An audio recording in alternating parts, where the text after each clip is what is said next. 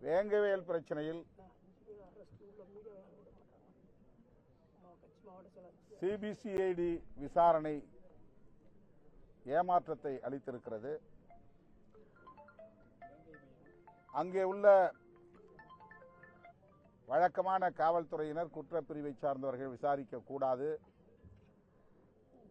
சிறப்பு புலனாய்வு விசாரணை தேவை என்று நாம் வைத்த கோரிக்கையின் அடிப்படையில் சிபிசிஐடி விசாரணை நியமிக்கப்பட்டது.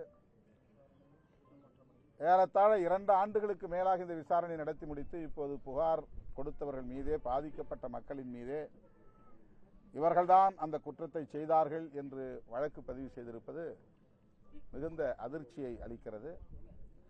ட்ரையல் கோர்ட், இதற்கென்று நியமிக்கப்பட்டிருக்கிற சிறப்பு நீதிமன்றம் இந்த குற்றப்பத்திரிகையை ஏற்கக்கூடாது என்று விடுதலை சிறுத்தைகள் கட்சி வேண்டுகோள் விடுக்கிறது.